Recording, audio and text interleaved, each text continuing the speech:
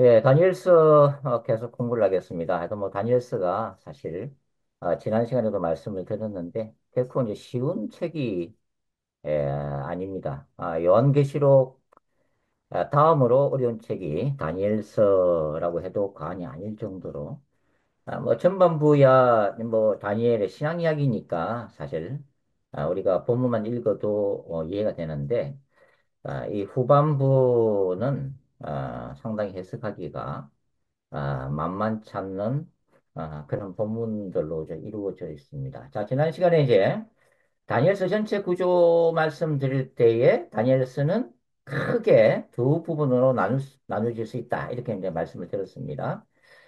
1장부터 6장까지를 전반부, 그 다음에 7장부터 마지막 12장까지 후반부로 이렇게 두 개로 나뉘어질 수가 있는데, 전반부는 왕궁에서 일어난 다니엘과 세 친구들의 그 신앙 얘기를 다루는 내러티브로 구성되어 있죠. 그래서 다니엘과 세 친구들에게 포로된 그 제국 안에서 우상을 섬기는 태양신 마르둑을 섬기는 그 바벨론 제국의 심장부에서 이 하나님께 지혜와 계시를 받아서 다니엘 왕으로 하여금 하나님을 찬양하게끔 만드는 아주 역설적인 놀라운 그 이야기.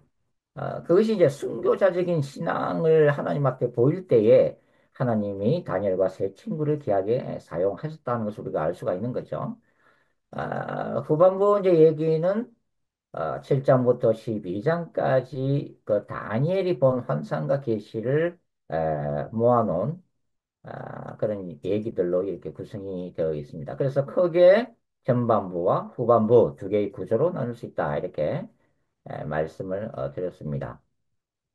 그리고 이제 다니엘서 2장이 이제 느부갓네살이 꿈에 본 금신상 얘기잖아요. 그죠? 그것은 이제 다니엘이 이제 해석을 해주고 있는데 이 다니엘서 2장의 이야기와 그 다음에 7장에는 다니엘이 바다에서 나오는 네 마리의 짐승에 대한 환상을 보고 있는 이야기죠. 그래서 이 다니엘서 2장과 7장이 똑같은 환상을 다른 각도에서 보고 있는 기록한 장들이다. 그래서 다니엘서 2장이 곧 다니엘서 7장이고 다니엘서 7장의 얘기가 다니엘서 2장이다. 같은 주제를 다루고 있다. 다니엘서 2장과 다니엘서 7장은 같은 주제를 다루고 있다. 이건 여러분들이 큰 그림을 먼저 이 머릿속에 넣으셔야 이제 다니엘서 구조를 좀 이해를 할 수가 있게 됩니다. 그래서 이 다니엘서 뭐 2장에 이제 보시면은 2장 몇 절인가요? 31절부터 이제 그 느부갓네살의 금신상 얘기가 기록이 되어 있잖아요. 왕이여 왕이 한 큰 신상을 보셨나이다 하면서 쭉 이렇게 기록이 되어 있죠. 되어 있고 그 다음에 그 금신상의 네 번째 부분이 뭐냐면 33절이잖아요. 그죠? 그 종아리와 발 부분이죠. 그죠? 그 종아리는 쇠요. 그 발은 얼마나 쇠요 얼마나 진흙이었더라.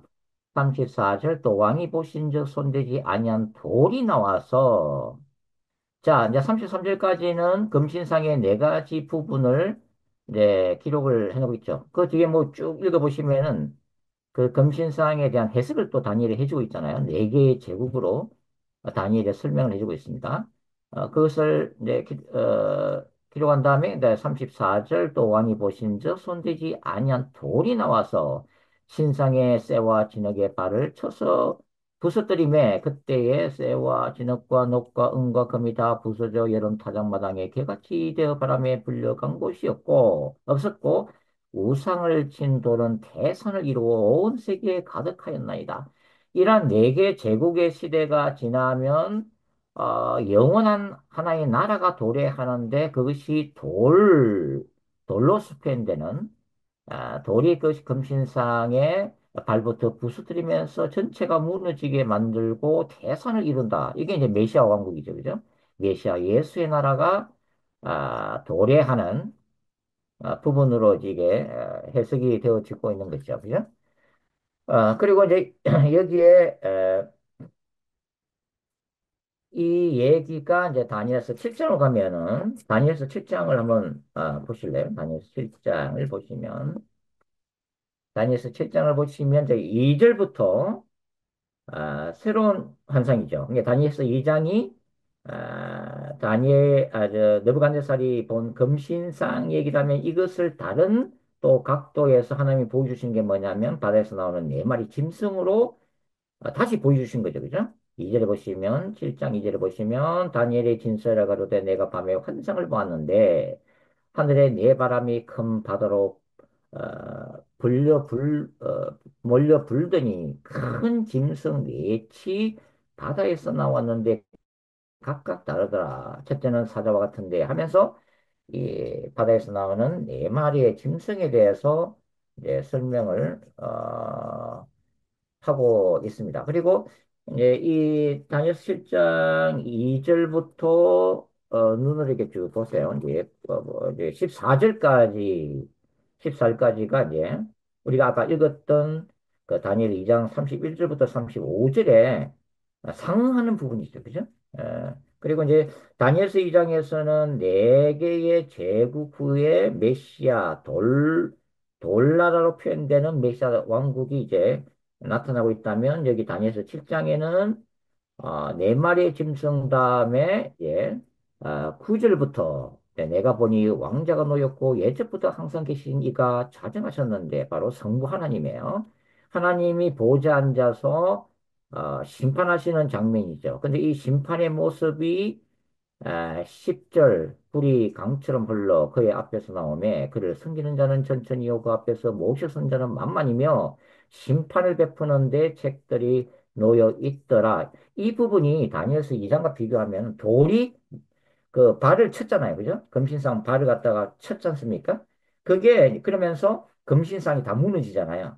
네, 근데 이 7장에서는 그 부분을 어떤 식으로 이렇게 표현했냐면 보좌에 앉으신 성부 하나님이 제국들을 심판하시는 모습. 이게 불이라고 하는 것이 하나님의 능력과 임재, 심판을 얘기하거든요. 불의 이미지가. 근데 이제 성부 하나님께서 심판을 베푸시고 있잖아요. 그죠? 책들이 놓여 있고. 그러면서, 이 11절부터 뭡니까? 11절. 그때 내가 작은 뿌리 말하는 큰 목소리로 말미암아 주목하여 보는 사이에 짐승이 죽임을 당하고 그의 시체가 상한 바 되어 타오르는 불에 던졌으며 이제 하나님이 이 네 개의 제국을 심판하시는데 특별히 네 번째 짐승이라고 불리는 이 작은 뿔, 그냥 7장에서는 이 네 번째 짐승이거든요. 네 번째 짐승. 7장 뭡니까? 7장 7절 볼게요. 7장 7절 내가 밤 환상 가운데 그 다음에 본 넷째 짐승은 무섭고 놀라우며 매우 강하며 또 쇠로 된 큰 이가 있어 먹고 부셔뜨리고 그 나머지를 발로 밟았으며 이 짐승은 전에 모든 짐승과 다르고 또 열 뿔이 있더라. 내가 그 뿔을 유심히 보는 중에 다른 작은 뿔이 그러니까 여기 이제 이 7절은 뭐냐면 네 번째 짐승인데 이 네 번째 짐승은 제가 지난 시간에도 뭐라고 말씀드렸습니까? 이 알렉산더의 좀 더 나중에 조금 더 구체적으로 말씀드리겠지만 알렉산더의 헬라 제국이 나중에 네 명의 장군들에서 네 개의 제국으로 분할 통치가 되잖아요. 네, 그 중에서 하나 바로 셀루커스 왕조 얘기하는 거예요. 이 셀루커스 왕조라고는 네 번째 짐승에서 뭐가 나타나요? 그 왕조 안에서 바로 6줄입니다. 내가 그 뿔을 유심히 보는 중에 다른 작은 뿔이 이 주인공이 작은 뿔이에요. 그 사이에서 나더니 첫 번째 뿔 중에 셋이 그 앞에서 뿌리까지 뽑혔으며 이 작은 뿔에는 사람의 눈 같은 눈들이 있고 또 입이 있어 큰 말을 하였다. 이 큰 말이 나중에 하나님을 대적하는 참남한 말을 하고 있는 거예요. 이제 이게 바로 이 네 번째 짐승에 해당되는 셀루코스 왕조에서 출현하게 되는 바로 작은 뿔 안티오코스 사세 에피파네스를 얘기하는 거예요. 그래서 그 다음에 이제 왕자가 놓이고 성부 하나님이 심판하시는데 이 제국들을 심판하시고 특별히 네 번째 제국인 작은 뿔을 심판하시는 장면이에요. 그리고서 7장 3절 내가 또 밤 환상 중에 보니 인자 같은 이가 바로 메시아 대신 신약의 그리스도죠. 하늘 구름을 타고 가서 예적부터 항상 계신 이에게 나아가 그 앞으로 인도되매 그에게 권세와 영광과 나를 주고 모든 백성과 나라들과 다른 언어를 말하는 모든 자들이 그를 섬기게 하였으니 그의 권세는 소멸되지 아니하는 영원한 권세요. 그의 나라는 멸망하지 아니할 것이라. 여기 인자, 이게 사복음서에서 예수님을 인자라고 그랬잖아요. 그죠? 그 인자라는 호칭이 바로 다니엘서 7장에 나오는 이 인자, 이게 성부 하나님 앞으로 올라가서 영원한 나라를 기업으로 받는 왕으로서 즉위하게 되는 메시아, 예수 그리스도의 나라를 얘기하는 건데, 그래서 예수님은 복음서에서 늘 자신을 인자라고 표현해. 그 인자라고 하는 표현이 바로 다니엘 7장을 염두에 두신 거죠. 그래서 이제 다니엘서 2장하고 비교가 뭡니까? 돌이 그죠? 금신상을 무너뜨리는데 그 부분이 지금 바로 이 부분이죠. 그죠? 7장 우리가 읽었던 7장 9절부터 14절까지 성부 하나님이 심판하시고 그 다음에 메시아께서 영원한 나라를 상속받는 이게 바로 이제 돌이 금신상을 쳐서 태산과 같이 되는 바로 그 부분에 상응하는 그 부분을 다른 또 각도에서 표현하는 똑같은 상황을 묘사하고 있다고 하는 거죠. 그죠? 자, 여기까지 좀 이해가 되시죠? 어, 자, 그래서 음, 7장 이제 이 뭐 다니엘서 2장도 마찬가지고 다니엘서 7장도 마찬가지인데 다니엘서 2장 앞에도 이제 금신상에 대한 환상이 보이고 느부갓네살의 꿈이 기록되고 느부갓네살이 이제 다니엘에게 물을 때에 다니엘이 하는 게 계시를 받아서 꿈을 해석해 주죠. 그죠? 마찬가지로 7장도 이 부분에서는 이제 다니엘이 환상을 보고 그죠? 천사가 해석을 해줘요. 뒷부분을. 그래서 7장 하반절에는 이 앞에 부분에 대한 부분을 좀 더 알기 쉽게 천사가 무슨 의미인지 설명을 해주는 모습이 7장 후반부에 이 쭉 기록이 되어 있어요. 그래서 여기서 우리가 뭐 볼 거는 7장 뭐 한 25절 참고로 보시면 자 7장 25절 어, 이, 바다에서 나오는 네 마리 이제 짐승과 관련돼서 이제 해석을 해주는 중에서 이제 한 구절인데 7장 25절 보시면 그가 장차 지극히 높으신 이를 말로 대적하며 이게 이제 작은 뿌리이죠. 또 지극히 높으신 이의 성도를 괴롭게 할 것이며 자 여기서 이 다니엘서에서 이 구절은 뭘 얘기하고 있냐면은 주전 2세기에 안티오쿠스 에피파네스가 나타나서 예루살렘을 정복하고 유대인들을 학살하면서 이 우상으로 짓밟게 되는 그 부분을 얘기하는 겁니다. 그래서 지극히 높으신 이의 성도라 이러면 다니엘서는 주전 2세기의 유대인들을 얘기하는 거예요. 자, 그가 또 때와 법을 고치고자 할 것이며, 왜냐면 그 당시에 이제 제가 다시 말씀드리겠지만, 모든 그 유대의 절기와 제사법을 다 폐해버렸죠. 이 안티고 사세가. 성도들은 그의 손에 붙임받아야 한 때와 두 때와 반 때를 지나리라. 그러나 심판이 시작되면 그는 권세를 빼앗기고 완전히 멸망할 것이요. 자, 이게 한때와 두때와 반때가 등장된단 말이죠. 그래서 이제 나중에 이제 요한계시록 13장하고 연결되는 거예요. 13장하고 연결되는데, 또 여러분들이 조금 어려워하실까 봐 미리 조금 말씀을 드리면, 이 다니엘서 자체에서는 주전 2세기 상황에 대한 예언입니다, 이게. 마지막 때에 대한 예언이 아니고, 철저하게 주전 2세기에 작은 뿔 안티오코스 4세 에피파니에서 예루살렘 박해에 대한 지금 예언을 지금 하고 있는 거예요. 그런데 나중에 다니엘서 구약 시대가 지나고 신약 시대가 되면 특히 요한계시록 들어오면 요한계시록 13장에서 한때와 두때와 반때가 나오는데 그때는 종말론적인 관점에서 뭘 얘기하냐면 이 작은 뿔이 마지막 때의 적그리스도를 예표하는 임으로 나타나고 그 다음에 이제 한때와 두때와 반때는 뭐가 돼요? 나중에 적그리스도가 온 세상을 통치할 3년 6개월의 기간이 된다 말이죠. 물론 뭐 거기에 이제 3년 6개월이 꼭 문자적으로 3년 6개월은 아니라고 저는 말씀을 드렸습니다. 상징적인 숫자다. 짧은 기간이다. 하나님이 작정하신 기간이다. 네, 그렇게 이 예언이 다시 반복해서 이루어진다는 거예요. 그래서 그런 개념을 조금 지금 여러분들이 이해를 했으면 좋겠다 하는 겁니다. 그 다음에 이제 다니엘서 9장을 한번 펼쳐 주십시오. 다니엘서 9장을 보시면, 자, 여러분들이 이제 이 다니엘서를 적어도 한 번, 두 번, 세 번 다 읽으셨다고 이제 생각하기 때문에 제가 개관을 다루기 때문에 자세하게 이렇게 말씀을 드리지 않는 점을 양해하시기 바랍니다. 예, 다니엘서 9장은 다리오 왕 때의 이야기인데 여기 다니엘서 9장의 이야기는 뭐가 있냐면은 다니엘이 예레미야서를 읽다가 특별히 25장을 읽다가 굉장히 큰 충격을 받게 되죠. 왜냐면은 예레미야가 바벨론의 포로로 끌려갈 것을 그 당시에 예언하면서 하나님이 70년의 기간이 지나면 그분의 백성들을 기억하시고 풀어줄 거라고 하는 기록이 예레미야 25장에 적혀 있단 말이에요. 그래서 다니엘이 이 예레미야 25장 읽다가 이 사실을 다시 깨달은 거죠. 그래서 이 다니엘이 하나님 앞에서 금식 기도에 들어갑니다. 그래서 이스라엘 백성 우리의 조상들의 모든 죄를 용서해 주시고 하나님이 다니엘 선지자를 통해서 약속하신 이 말씀이 우리 시대에 성취되게 하여 주시옵소서 이렇게 이제 기도를 하게 된다 이 말이죠. 다니엘서 9장의 내용이 그거잖아요, 그죠? 그래서 이 이제 다니엘이 막 이렇게 간절히 기도하니까 누가 왔어요? 천사 가브리엘이 왔잖아요, 그죠? 천사 가브리엘 와가지고 그 응답으로 준 것이 바로 70, 저 유명한 70일의 예언인데 그게 9장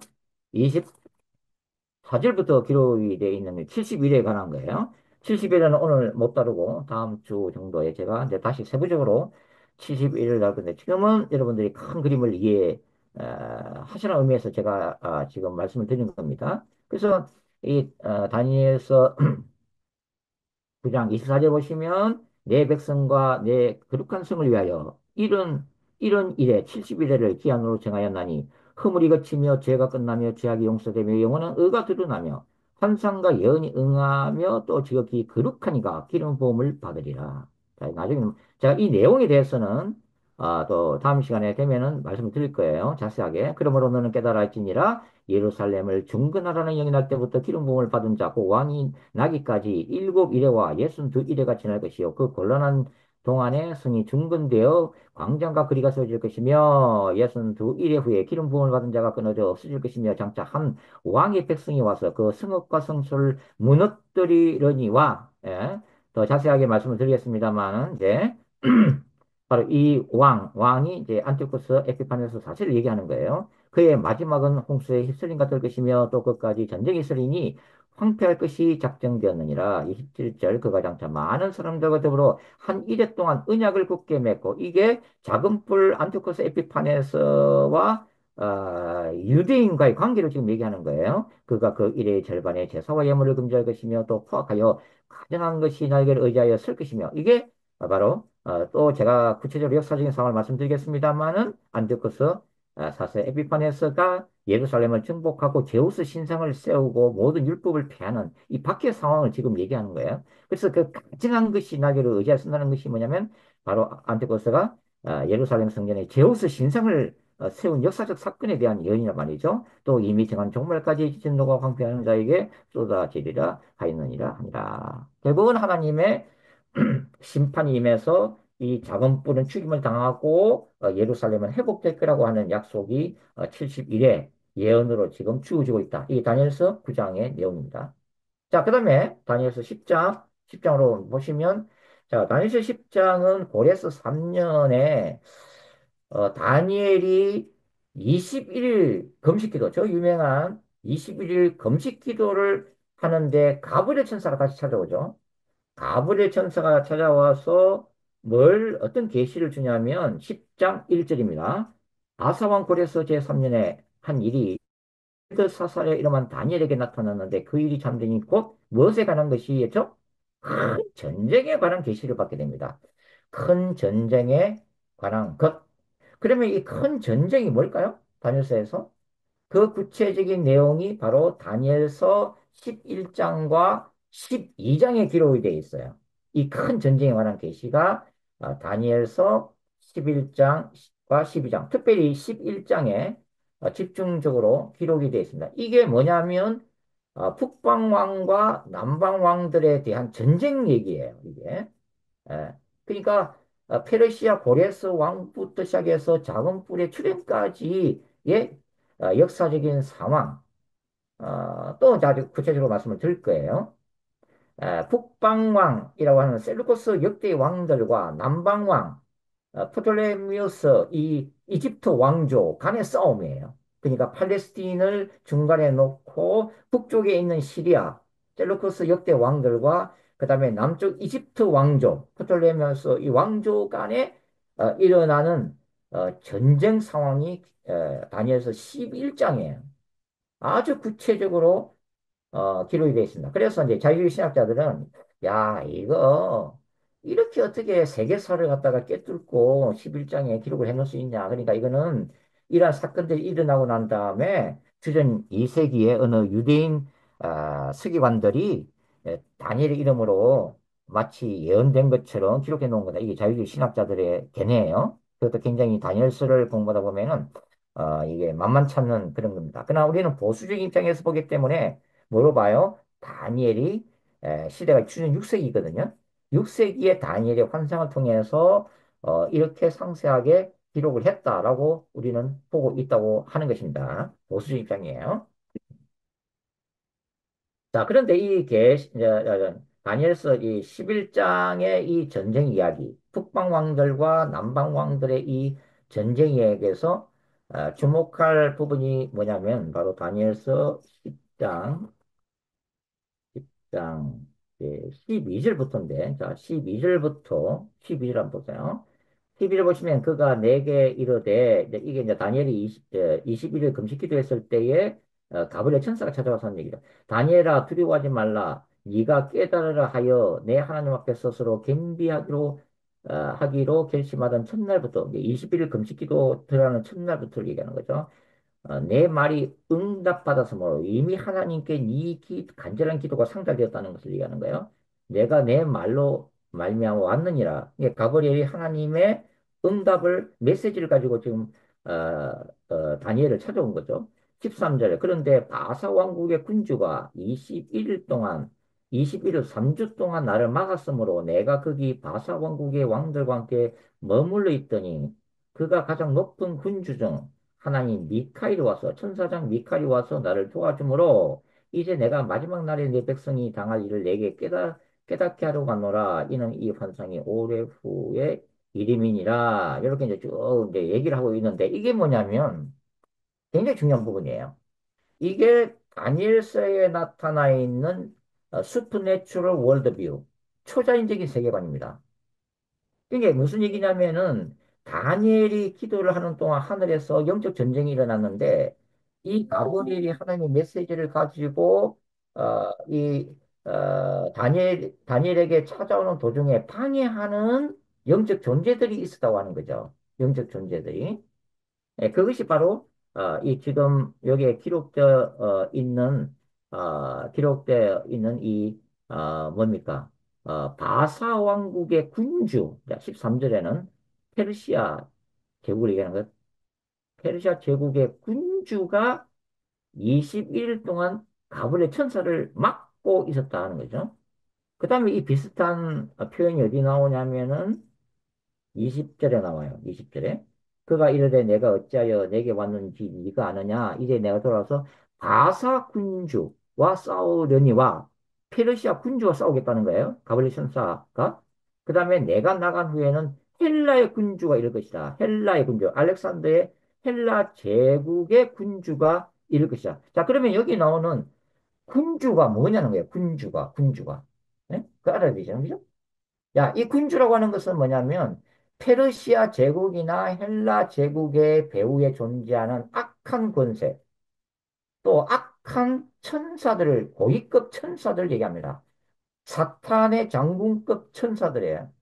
그 혹자는 이것을 정사와 권세라고 부르는데, 자, 여기서 뭐 군주, 또 군장이라고 하는 이 천사에게 사용되는 히브리어가 사르입니다. 사르. 사르의 뜻은 뭐냐면 통치자, 지배자 이런 뜻이에요.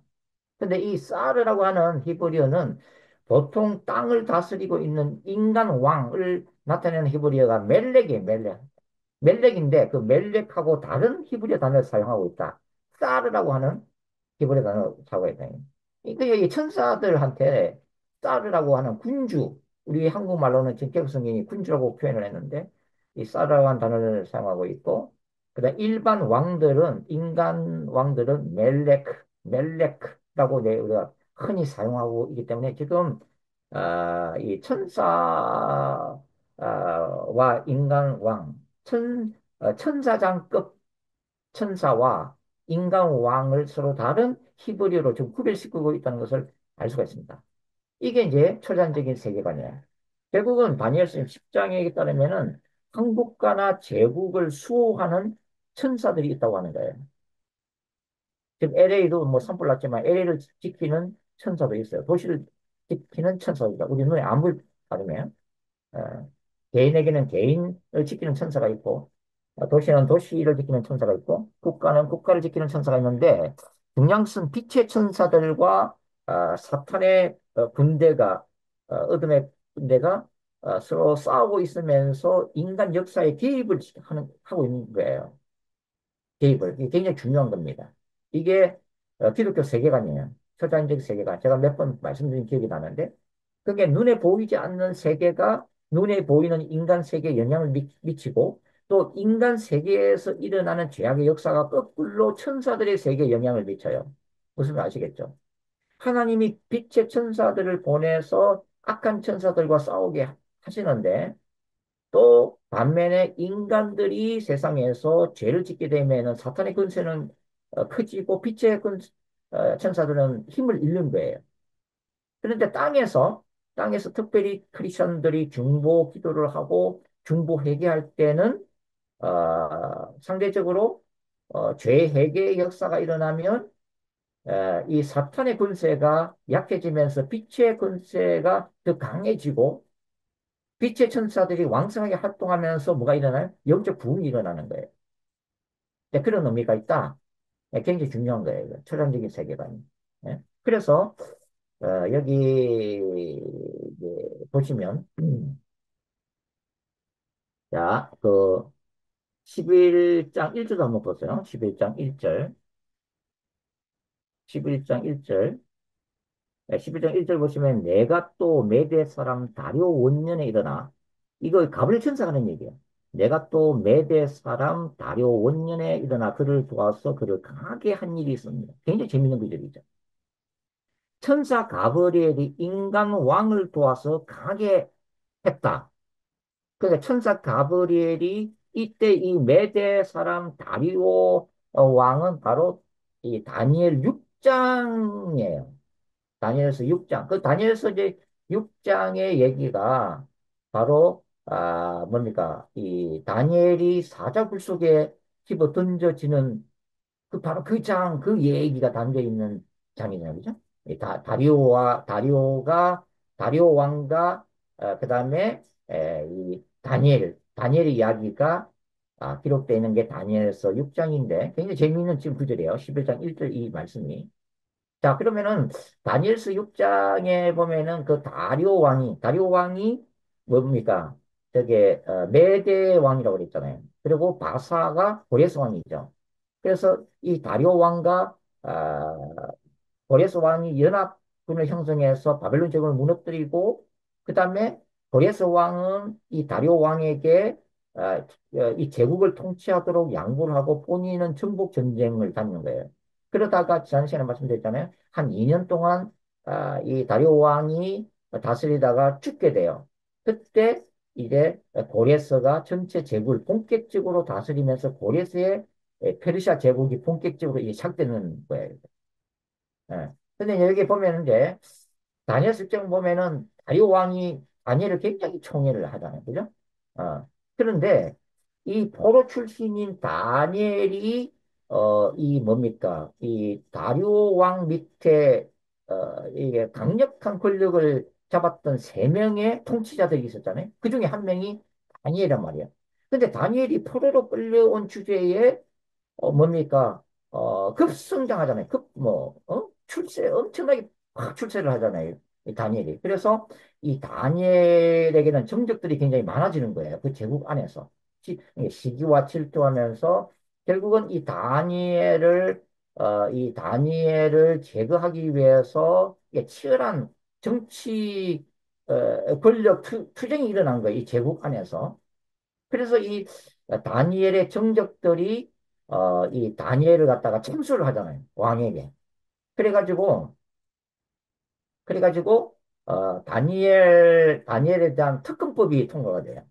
어. 그 특검법을 만들어가지고 다니엘을 갖다가 이제 본격적으로 수사를 하는데 아니 아무리 다니엘을 수사해도 뭐가 허물이 안 나와요. 예? 뭐 뇌물을 받은 기록도 없고 또 다니엘이 뭐 부당하게 재산을 축적한 것도 없어요. 이게 또.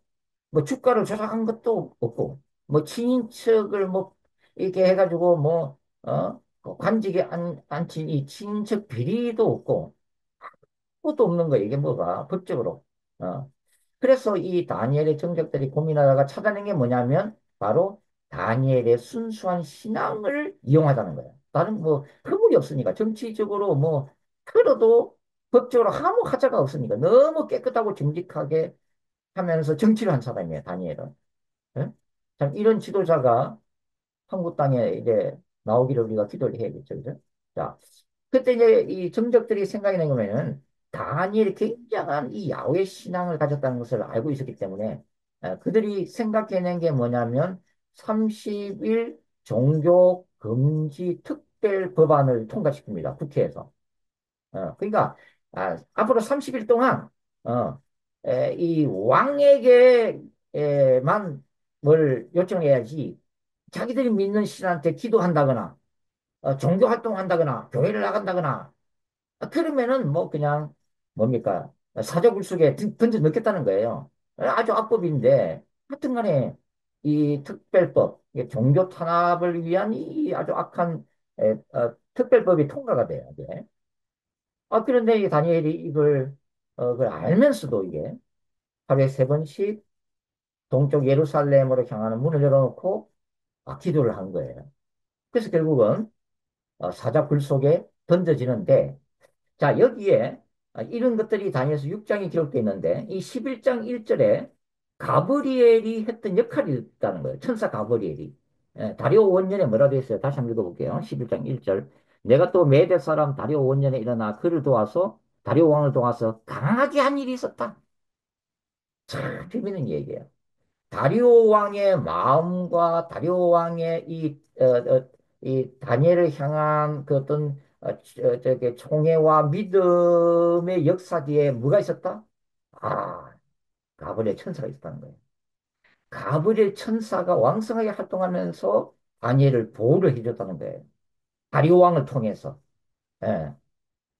이게 하나님이 이 가브리엘 천사를 통해서 이 페르시아 제국을 움직여 나가시는 모습이에요. 이런 것들이 바로 이 다니엘서 10장에 나와 있는 초자적인 세계관이고 그 다음에 이제 11장에 남방왕과 북방왕 얘기가 쭉 펼쳐지잖아요. 이거는 실제 있었던 세계사의 역사예요. 그런데 요 얘기가 왜 서두에 적혀 있냐면 바로 이런 북방왕들과 남방왕 간의 이 전쟁, 역사적인 전쟁에도 천사들이 활동하고 있었다는 거예요. 우리는 구체적으로 알 수는 없지만 여전히 인간 역사에 하나님은 천사를 보내서 그분의 뜻대로 인간 역사를 운영해 나가는 거고 사탄은 반면에 어둠의 천사를 보내가지고 하나님의 뜻이 이 인간 역사 안에 이루어지지 못하도록 계속 방해를 하는 역할들을 하고 있다고 하는 거예요. 이게 에, 초자연적인 세계관이다 하는 거예요. 예. 자, 그리고서 이제 다니엘서 이제 11장 이제 후반부부터 들었으면 뭐 대략적으로 학자에 따라서 분류하는 게 조금 다를 수도 있습니다만은 저는 이제 11장 한 40절, 40절부터 11장 40절 마지막 때에 남방왕이 그와 힘을 겨룰 것이며 북방왕이 병거와 마병과 많은 배로 회오리 바람처럼 요 부분은 역사적으로 이루어진 일이 없어요. 그래서 요 부분만은 어떤 종말론적인 적그리스도에 대한 하나의 예언이다라고 받아들이는 입장이에요. 그 다음에 이제 쭉 이제 11장 40절부터 12장 보세요. 12장 1절 보시면 그때 내 민족을 호위하는 큰 군주 미카엘이 일어날 것이요. 또 환란이 있으리니. 자, 이 시점으로 보면은 이 11장 40절 이후가 마지막 때의 적그리스도에 대한 예언이라고 보면, 물론 기본적으로는, 주전 2세기의 상황이지요. 기본적으로는. 그런데 11장 40절보다는 그 당시 역사에 이 일이 이루어진 적이 없었기 때문에 이 예언만은 마지막 적그리스도의 요한계시록의 시점으로 넘어가고, 그 다음에 이제 12장 1절에 내 민족을 호위하는 큰 군주 미카엘이 일어날 것이요 또 환란이 있으리니 이는 개국 이래로 그때까지 없던 환란일 것이며 그때 내 백성 중 책에 기록된 모든 자가 구원을 받을 것이라.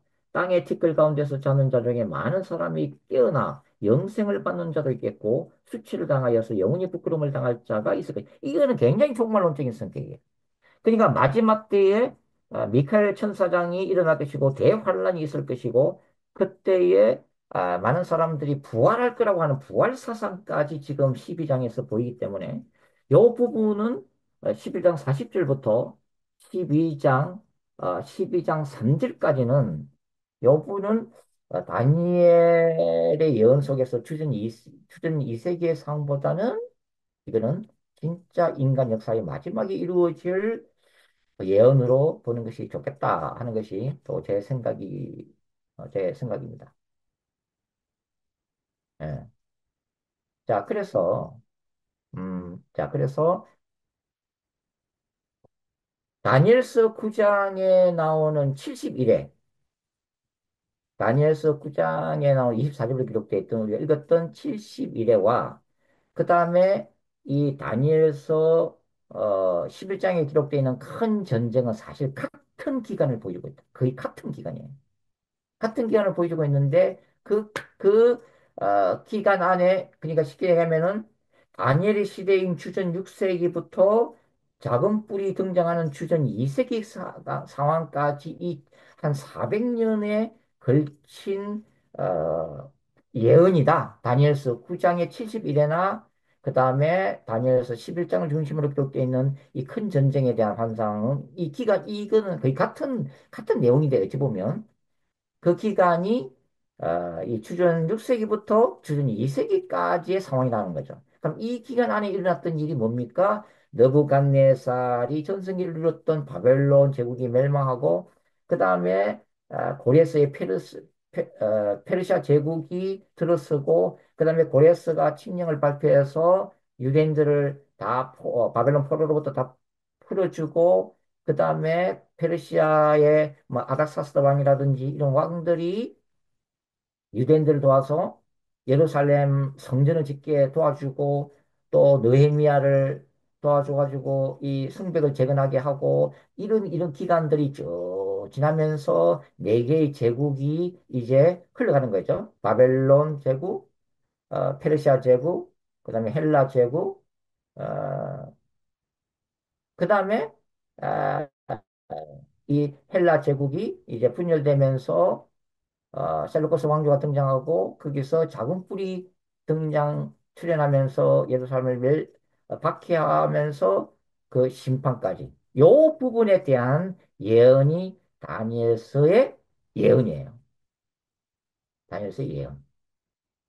자, 이 굉장히 중요합니다. 이게 여기까지 말씀드린 게 왜냐하면 다니엘서를 올바르게 해석할 수 있는 지금 첫 단추를 끼고 있는 거예요. 첫 단추. 제가 말씀드렸습니다. 왜 세계적인 다니엘의 전문가들이나 신학자들이 혼란을 깨느냐 지금도 논쟁이 있지만은 그때서 뭐 제가 유일하게 뭐 이렇게 옳다 이런 얘기는 아니지만은 중요한 것은 첫 단추를 잘못 끼우기 때문에 첫 단추를 잘 끼워야 되거든요. 그 첫 단추가 뭐냐면 다니엘서가 아까 제가 말씀드린 거 두 개, 크게 보면 두 개의 구조로 되어 있고 1장부터 6장까지 전반부와 7장부터 12장까지의 두 구조로 되어 있고 그 다음에 다니엘서 2장과 다니엘서 7장은 동일한 내용이고 그 다음에 다니엘의 예언은 주전 6세기부터 주전 2세기까지의 400년에 걸친 네 개의 제국과 관련되어 있는 예언이다. 요게 굉장히 중요한 거예요. 요 첫 단추를 잘 끼우는 게 설계 도면을 잘 만드는 거예요. 그 다음에 이제 설계 도면대로 건물만 지으면 돼, 이제는. 예? 다니엘서의 세부적인 상황은, 세부적인 내용들은요. 근데 요 건축 도면을 정확하게 원 저자가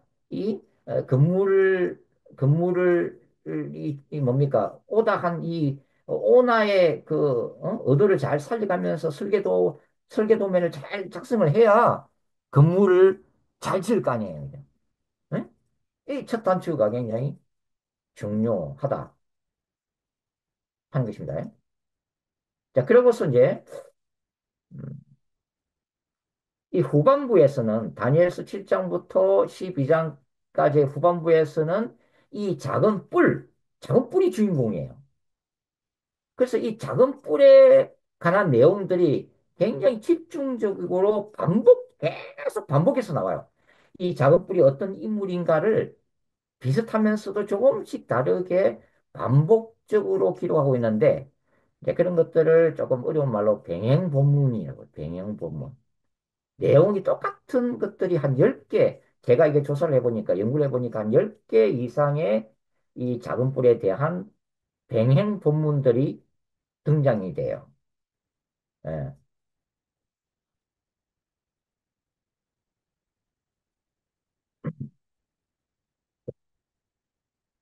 그래서 이 지금 큰 구조를 이해하는 것이 중요하고, 그 다음에 여러분들이 이해될 게 뭐냐면, 이스라엘을 중심으로 하는 역사적인 배경을 이해를 하셔야 됩니다. 예, 구조 이해했죠? 다니엘서의 전체 흐름과 구조를 이제 여러분들이 이해했어요. 그 다음에 이제 올바르게 해석하기 위한 또 하나의 키가 뭐냐면 역사를 알아야 돼요. 역사를. 이스라엘을 중심으로 하는 역사를 알아야 되는데 한 5분만 하고서 맞추겠네요. 그죠? 자, 다음 시간 이어서 하면 되니까. 자, 역사 중심으로 하는데 자, 보세요. 예, 조금 어려울 수도 있지만은 여하튼 어쩔 수 없습니다. 이 산을 넘어야 돼요. 이게. 예. 자, 주전 538년에 고레스 왕이 예루살렘 포로에 대한 포로 해방 칙령을 발표를 하고, 그 다음에 바벨론에 70년 동안 끌려와 있던 포로들, 뭐 돌아가실 분들은 돌아가실 것고, 여하튼 간에 포로들이 3차에 걸쳐서 예루살렘으로 귀환하기 시작합니다. 1차, 2차, 3차에 걸쳐서 와요. 그죠? 예. 세 번에 걸쳐서 오는데, 주전 516년경에 총독 스룹바벨과 대제사장 여호수아가 뭘 지어요? 제2의 성전을 짓습니다. 예루살렘에 돌아와가지고, 그죠? 어, 주전 516년이에요. 그 다음에 세월이 더 흘러서 주전 444년 또는 뭐 445년 경에 누가 오냐면은 총독 느헤미야가 기환을 합니다. 그리고서 예루살렘 성벽이 완성돼요. 그게 느헤미야 쓰죠.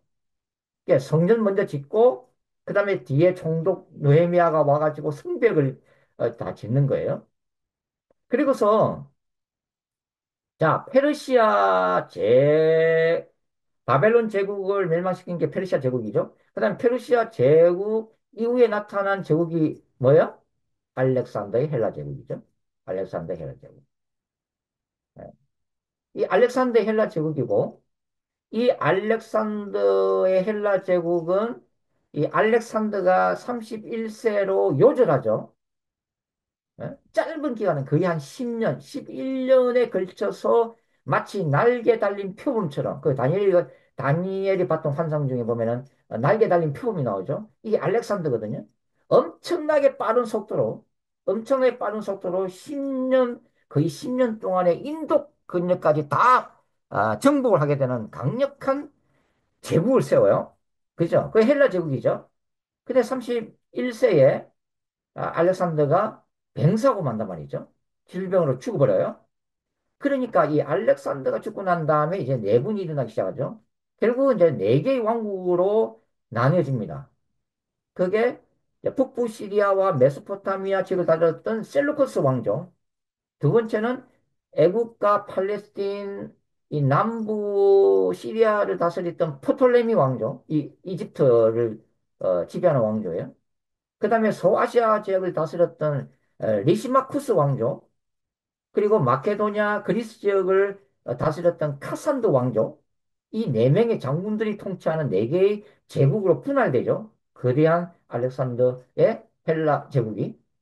예.